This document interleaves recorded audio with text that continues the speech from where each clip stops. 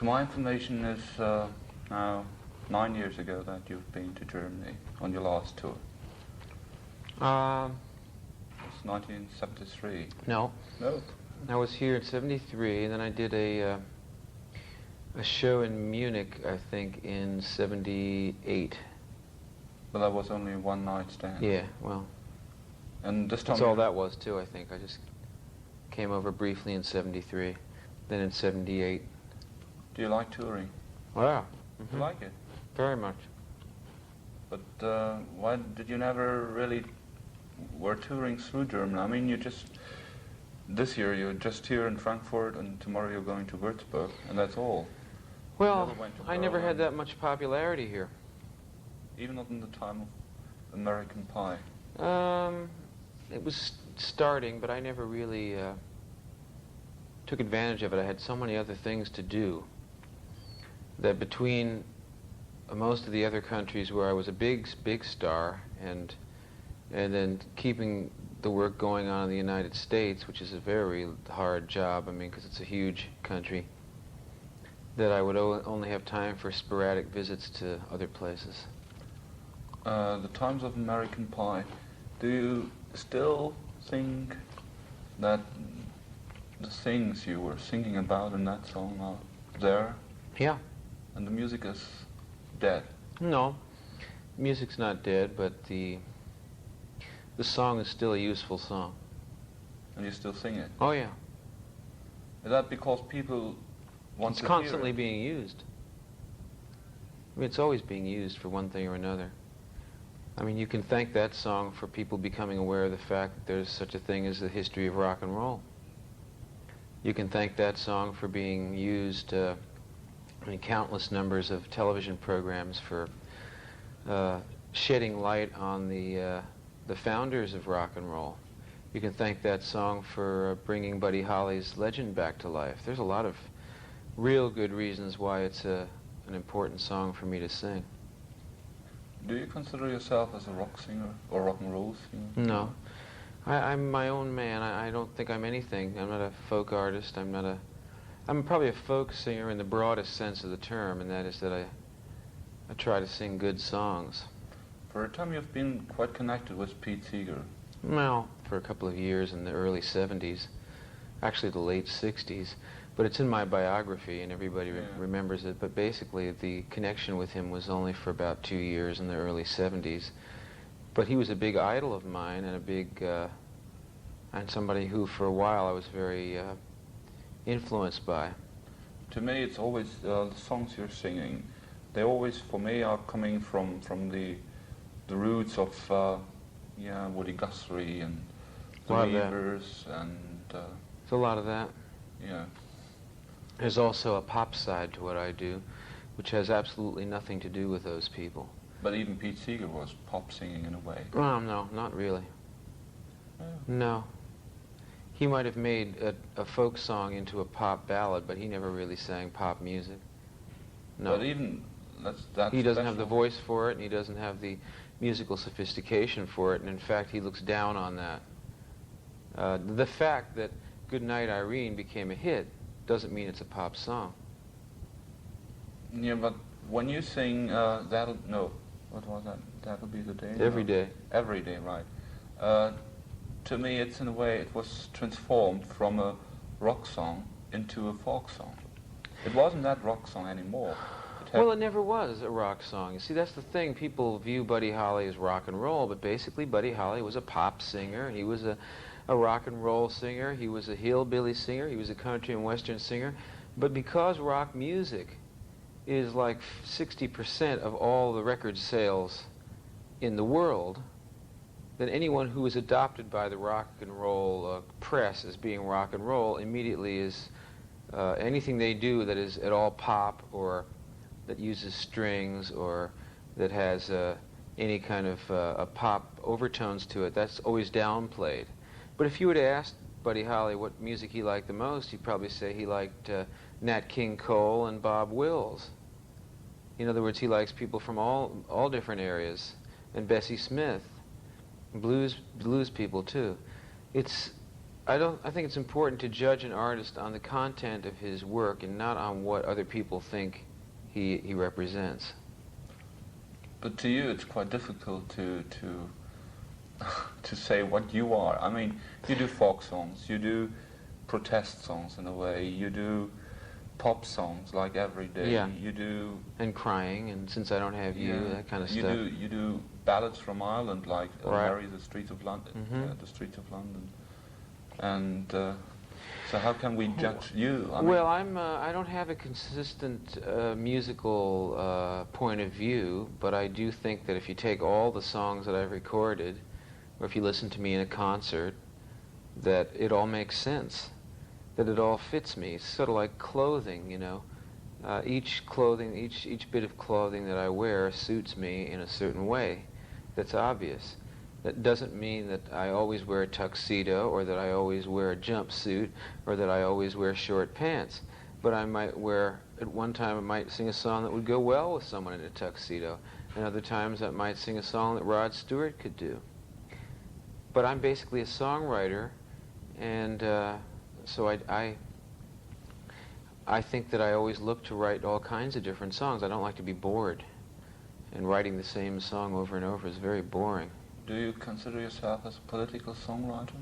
To some degree, to the degree that everybody has a right to their own opinion.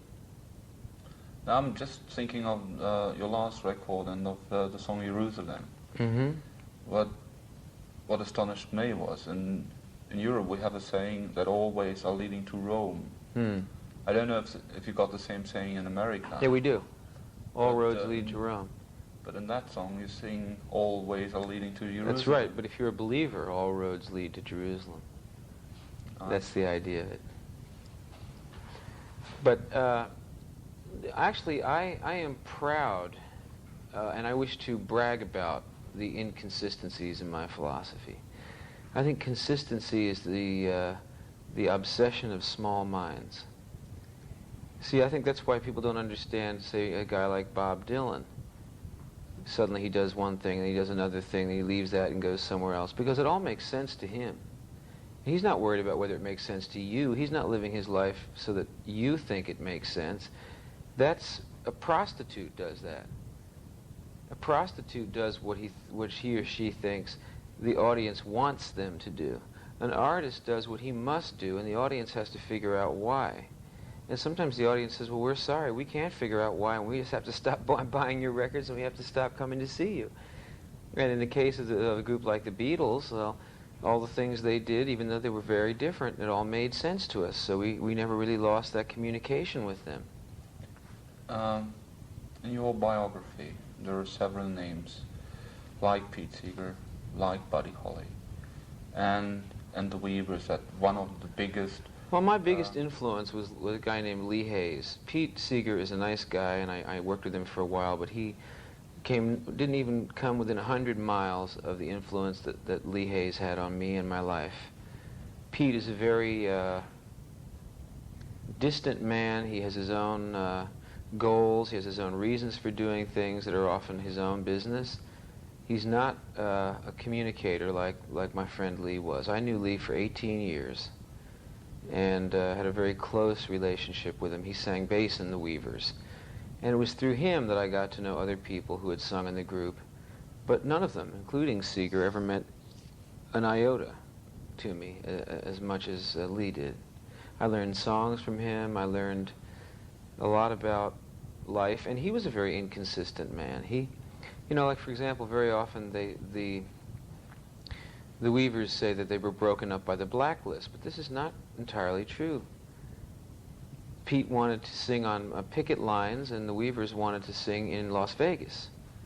So the Blacklist was a convenient way, to end their careers, but basically, and it is true that it did end their careers, but had that not come along, the difference in their philosophies about commercialism would certainly have ended their ability to sing as a group.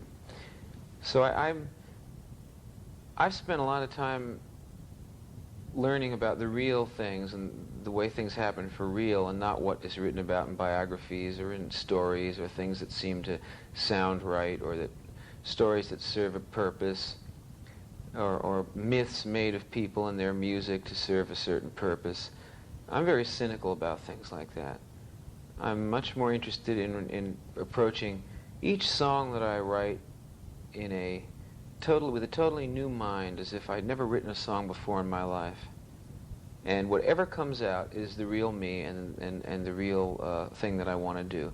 I don't think about, will it be a hit? I don't think about, is this like my last one? I don't think about, is this the next one?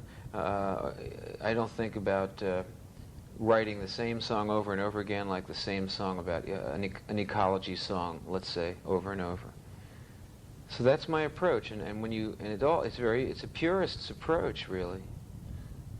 On your record, Believers, I think it's the last song, the song of the old man and the sea. Yeah. Are you, in a way, connected to the freedom movement and the it's a word missing. The green ecology people? Well, I think ecology is the most important issue in the world right now. And I, as a young guy, being involved with the Hudson River Sloop and with the Hudson River Fishermen and with the Sierra Club and with a lot of these groups, I rubbed elbows with a lot of people who were extremely intelligent and who knew a lot of facts and things that were very uninteresting to me at the time, but as I've gotten older I realized they were arming me with a lot of very important information. And I have Seeger to thank for that, because he was in the vanguard of that movement. Most people don't give him credit for it, but really he was thinking about the environment in the early 60s. And when and it really helped to make it an issue by the end of the 60s and the early 70s. And even then, it was still considered to be sort of a left-winger's pseudo platform. It wasn't really considered a real issue; it was a pseudo issue. It's not. I think it's the most important issue there is, because it all comes back to the same thing. What are we actually doing with the money we earn? How are we earning it? By selling arms, by industrialization that's so vast and so grossly dangerous and negligent that it threatens our whole way of life, and the kind of people that would do this, and the way that we are seduced into doing this without realizing it. I'm sure that a lot of the most famous artists who are opposed to this or that have investments in some company somewhere that do these very same things that they're opposed to. So it's very easy to get seduced into that. We have to think of our families and our future and all the rest. It's very hard to say, I want to live my life in a certain way and I don't want to be involved in this system and all the rest of that stuff. So in that way, you're not a pop singer? I guess not, no. But I think that music really depends on the context that it's used in. There were times in history when the simplest pop song was considered a dangerous and powerful piece of music. But that's long ago. No, it happens now. A pop song? Yeah. Well, maybe in America it's a pop song. Here in Germany we got... Well, this Germans is always have. A lot of this stuff that I hear isn't even music. We're talking now about songs with lyrics and ideas and melodies. This isn't what you hear on the radio. But that's, we don't call pop song. That's what we call, translated, it's a singer-songwriter. Oh, I see. Okay. We call it Liedermacher. Well, what I see is that a pop song is really a standard song. Now, Masters of War is a standard. I mean, it's around. It's a protest song, but it's still a useful song. You'll still hear versions of it. It'll be around forever. It's as much of a standard as "And I Love You So," which is a basic, pop love song, right? So what really separates your standards, which are the songs that have continuous longevity, is that people choose to make those songs standards. They want to hear them. Now, if people want to hear a song long enough, it goes from being a standard to being really a folk song, because enough time has passed. So Skip to Maloo or On Top of Old Smoky or Seiner, Seiner, these are songs from different countries and songs from my country. Die Gedanken sind frei, these are songs that have been known for a long time, and they're standards of a certain kind. And beyond that, if they last long enough, they become folk songs. So really I think Sinatra is a folk singer, even though he's a right-winger, I guess, and probably stands for everything that we don't agree with. He sings a very beautiful material that probably will be considered to be the people's music, more so than the stuff that Pete Seeger sings, because that's the music of an elite class of people that want to cause a revolution.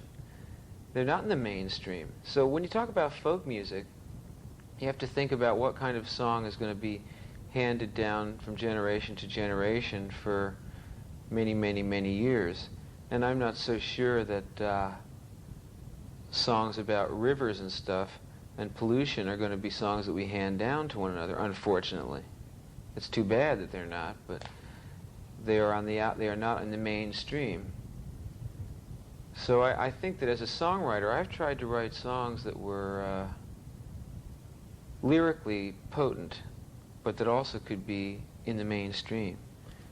Because you mentioned Frank Sinatra and his right-wing opinions or whatever, would it be possible to say that you belong and your songs belong to the field round Sing Out magazine and the... Some of them do, and some of them don't. Like they would never want "And I Love You So" on paper. They think that's a song that Frank Sinatra should sing, or that Barry Manilow would sing. But they would like "Orphans of Wealth" or "General Store" or "Respectable." I don't mean as special songs, but just from the whole opinions and the whole thinking you've got. But you see, my thinking is too contradictory to be accepted by a group of people like that. Because they have to have everything in order. They have to have everything in its place. So you don't want to be called left-winged or right-winged. You're somewhere...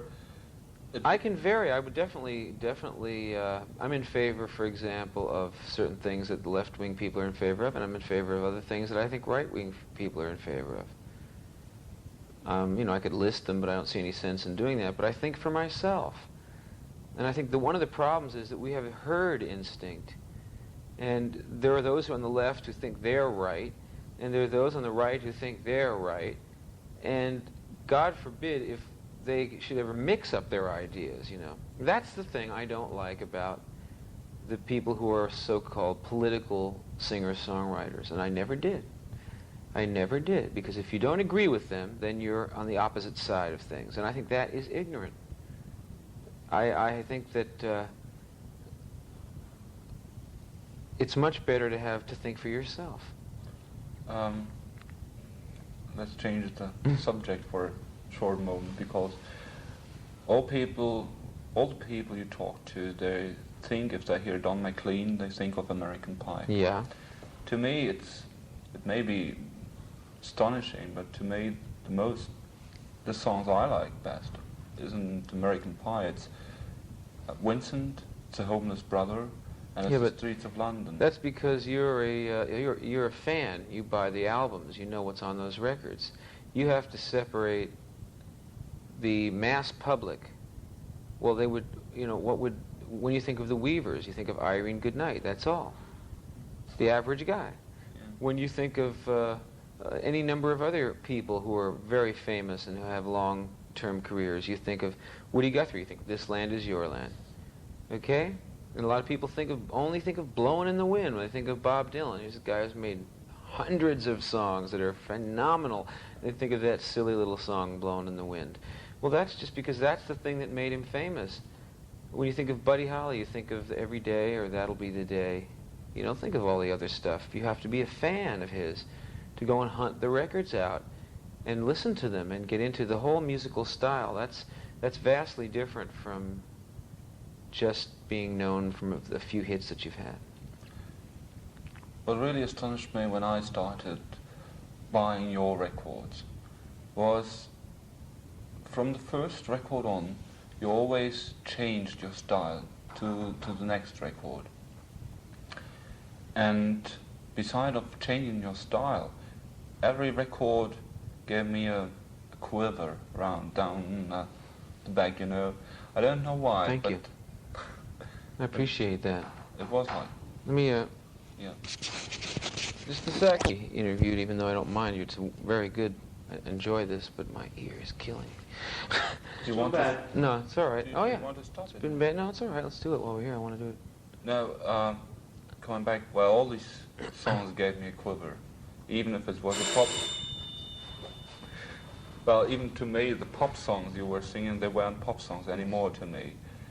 But I think there must be a special song for you, the song you wrote, which is very special to you and which is for you the best song you have ever wrote. And I don't think it's American. No, I think probably Vincent. It's probably one of the best songs I ever wrote. Are you a fan of Vincent van Gogh then? Yeah, I think he's, well, of course I am, but I mean, I happen to think that the song is one of the best things I ever did. I think that maybe now, I don't know if I can, if I have the right expressions for it, but to me sometimes it's if I compare paintings of Vincent van Gogh to songs of you, I think there's quite a connection because there's a lot of color in, and if there's a color, it's a very bright and a very haunting color. Would you say that you were influenced by the pictures of him, by the colors, in a way, your music? Well, maybe that's the simpatico that permitted me to write the kind of song that I did about him. But I've always taken a very lonely route in my life for my music. I have shunned almost all influences and made an effort to try and find the view that I really have inside of me. You know, not really copy this guy or copy that guy. No, I didn't mean copy. No, but I mean, you know, really develop a craft which just is sort of, I'm not even aware of it almost. You know what I mean? Yeah. It's not like something where I'm like a guy who tried to copy a certain thing and get that essence into his music. It's almost as if my life experiences taught me what I had to say. I remember when I was a kid in nightclubs. I was about 19 years old and singing, and a kid said, one of the waitresses there, she said, "How old are you?" 19. I said, she said, "Well, what can anybody 19 years old have to say?" She said. And it was true. I mean, there really wasn't much you can say when you're 19. But there's a lot you want to say. I wanted to, didn't know how. And I was developing the tools to say it later on, but I had a lot of experience to have and a lot of things to learn before I could even begin to try and express myself. After a while, you don't think about it anymore. You just do it. You don't really think about it. With your new record, in a way, I find it very astonishing. I don't know why I found it like that, but compared to the one before, I think that was, God knows now, Prime Time? Chain Lightning. Chain Lightning, yeah. You started even going more into rock again. Yeah. Yeah, I'd like to do some more rhythmical stuff. Especially, well, I'm quite a fan of the solo work, so yeah. Maybe it's because I'm coming from the folk roots. Well, I always go back. You know, I always like, I'm putting out a live album pretty soon, which has 4 sides, 3 with orchestra and 1 solo. So I never leave it. Are you still a fan of playing solo? Because in your biography it said that sometimes you want to see if you can capture the crowd just on your own with a guitar. Oh, well, I did that for 20 years almost. Yeah, but I mean, I don't have any said in doubt the about that. biography. I'm not worried about it. That's how I made my name, was as a solo artist. So now sometimes I go solo, sometimes I just have a bass, sometimes a bass and guitar like I have tonight. Other times, every now and then I'll do a symphony gig with charts, you know, and do And I Love You So and Empty Chairs and Vincent and Crying and all these songs with strings, and it's very nice. And I enjoy it because it keeps me interested. Is there a special way you prefer doing? See, I always felt that Well, that's the same contradiction you can't decide doing solo or with orchestra or with every... There's no contradiction for me.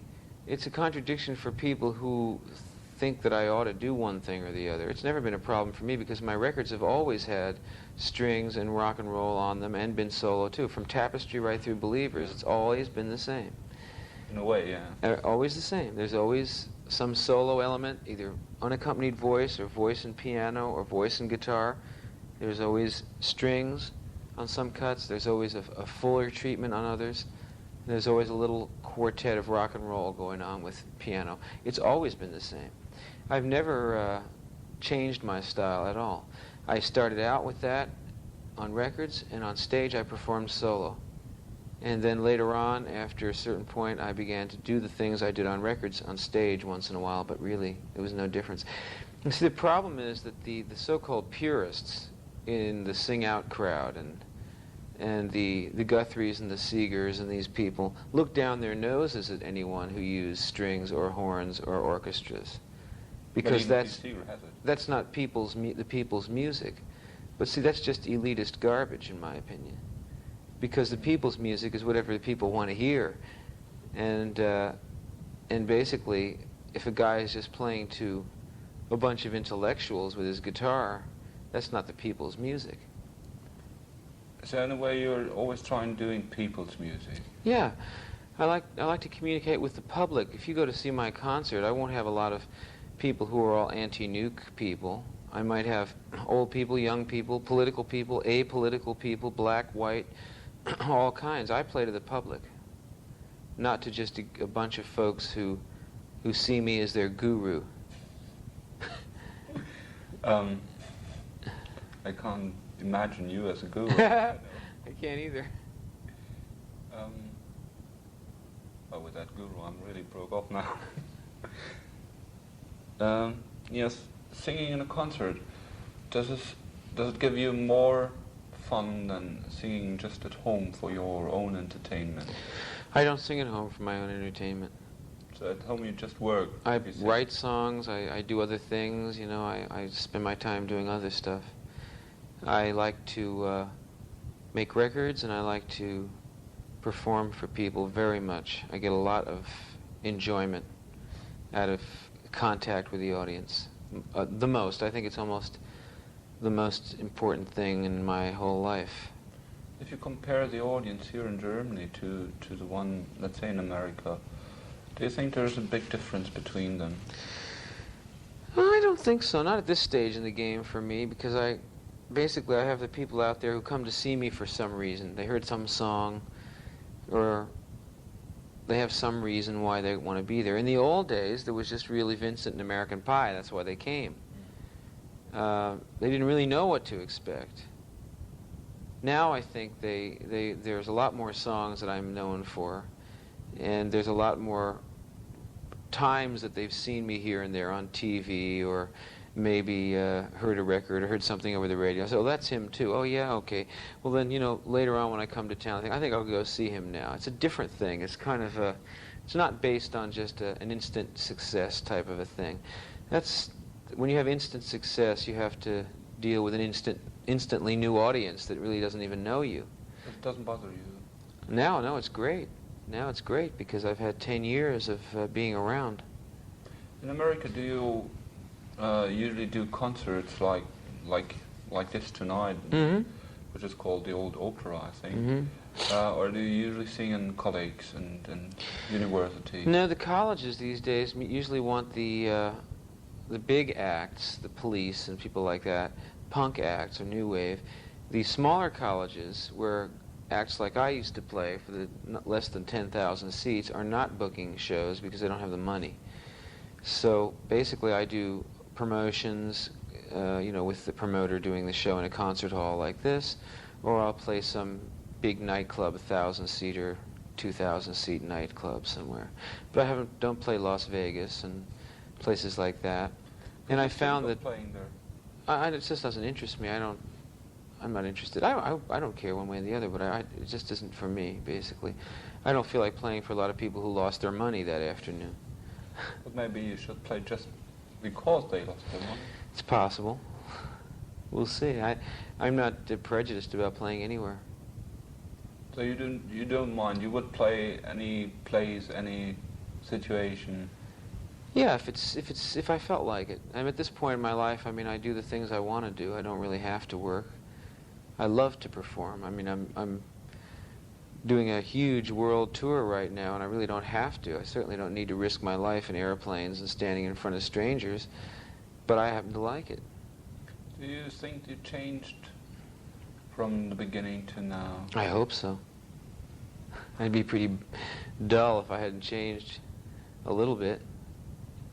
Well, what I mean with change is, I think when you started, you've been always quite happy and was looking forward to the concert. But now you said risking your life and standing in front of strangers. Oh, well, that's just the times we live in, my friend. That has nothing to do with I'm always looking forward to singing. I think I mentioned that. But the times we live in now are different than they were 10 years ago. Yeah, but, may I just... Sure. Apparently, he didn't see it, but apparently it was great. Oh, yeah? He's got the, he's getting copies Ah, sent to you. lovely. Is that because John Lennon was shot? Yeah, and the Pope and a bunch of other people. It's just anybody that pokes his head up, you know, and sticks his head above the line of the masses is liable to get it shot off. But in a way, aren't you going to try to sing against those crazies? Well, I'm out there. You know, I'm out there and I'm doing what I do, and that's the reason that I'm not staying home. So merely the fact that I'm there is proof of the fact that I'm not intimidated by it. It's just that it is a sad thing, isn't it, that nowadays we have to constantly worry about these things. But you're not going to do the same like Barbara Streisand, who I read yesterday in the paper was always jumping on the stage so nobody could get her in the shot line. Well, I think she overrates herself. I don't think anyone's trying to shoot her, unless it's for hitting a bum note once in a while. No. I don't think anyone's trying to shoot me either. I just think that it is the world we live in, you know, and it is going to reduce the amount of people who want to come around and sing for the public. But of course, with the video revolution, that may all change. There may be no need for live performing in 10 years. One never knows, do one? Well, but I can't really, I can't think of doing, like you doing a video, I mean... No. But if I have to, I will. You would do that? Sure. Too. I just do it my own way. There's all kinds of ways to use video. Video is just a medium. You don't have to come on like How would you do a video? Iggy Stooge. How would you do a video? I don't know yet. It'd be something outdoors with nature, something very beautiful. Not plastic and glitter, I know that. But it would be more or less like a live performance just outside I don't know. in the trees or something. Be something like that. We'll see. Okay. Well, I haven't got any questions. Okay. Thank Do you want me for the interview. No, it's no problem. Do you want me to put some... sign Yes, those of for course. You? 'Cause I... Doctor's review. Oh, yeah? He didn't see it, but apparently it was great. Oh, yeah? He's got the, he's getting copies Ah. sent to you. Lovely. Is that because John Lennon was shot? Yeah, and the Pope and a bunch of other people. It's just anybody that pokes his head up, you know, and sticks his head above the line of the masses is liable to get it shot off. But in a way, aren't you going to try to sing against those crazies? Well, I'm out there. You know, I'm out there and I'm doing what I do, and that's the reason that I'm not staying home. So merely the fact that I'm there is proof of the fact that I'm not intimidated by it. It's just that it is a sad thing, isn't it, that nowadays we have to constantly worry about these things. But you're not going to do the same like Barbara Streisand, who I read yesterday in the paper was always jumping on the stage so nobody could get her in the shot line. Well, I think she overrates herself. I don't think anyone's trying to shoot her, unless it's for hitting a bum note once in a while. No. I don't think anyone's trying to shoot me either. I just think that it is the world we live in, you know, and it is going to reduce the amount of people who want to come around and sing for the public. But of course, with the video revolution, that may all change. There may be no need for live performing in 10 years. One never knows, do one? Well, but I can't really, you know, I can't think of doing, like you doing a video. I mean... No. But if I have to, I will. You would do that? Sure. Too. I just do it my own way. There's all kinds of ways to use video. Video is just a medium. You don't have to come on like How would you do a video? Iggy Stooge. How would you do a video? I don't know yet. It'd be something outdoors with nature, something very beautiful. Not plastic and glitter, I know that. But it would be more or less like a live performance just outside I don't know. in the trees or something. Be something like that. We'll see. Okay. Well, I haven't got any questions. Okay. Thank Do you want me for the interview. No, it's no problem. Do you want me to put some sign Yes, those of for course. you? 'Cause I... He didn't Oh, see yeah. it, but apparently it was great. Oh, yeah? He's got the, he's getting a copy Ah. sent to you. Lovely. Is that because John Lennon was shot? Yeah. And the Pope and a bunch of other people. It's just anybody that pokes his head up, you know, Yeah. and sticks his head above the line of the masses is liable to get it shot off. But in a way, aren't you going to try to sing against those crazies? Well, I'm out there. You know, I'm out there and I'm doing what I do, and that's the reason that I'm not staying home. So merely the fact that I'm there is proof of the fact that I'm not intimidated by it. It's just that it is a sad thing, isn't it, that nowadays we have to constantly worry about these things. But you're not going to do the same like Barbara Streisand, who I read yesterday in the paper was always jumping on the stage so nobody could get her in the shot line. Well, I think she overrates herself. I don't think anyone's trying to shoot her, unless it's for hitting a bum note once in a while. No. I don't think anyone's trying to shoot me either. I just think that it is the world we live in, you know, and it is going to reduce the amount of people who want to come around and sing for the public. But of course, with the video revolution, that may all change. There may be no need for live performing in 10 years. One never knows, do one? Well, but I can't really, you know, I can't think of doing, like you doing a video. I mean... No. But if I have to, I will. You would do that? Sure. Too. I just do it my own way. There's all kinds of ways to use video. Video is just a medium. You don't have to come on like How would you do a video? Iggy Stooge. How would you do a video? I don't know yet. It'd be something outdoors with nature, something very beautiful. Not plastic and glitter, I know that. But it would be more or less like a live performance just outside I don't know. in the trees or something. Be something like that. We'll see. Okay. Well, I haven't got any questions. Okay. Thank Do you want me for to... the interview. No, it's no problem. Do you want me to put some sign Yes, those of for course. you? 'Cause I... Doctor's reviewing them. Oh, yeah?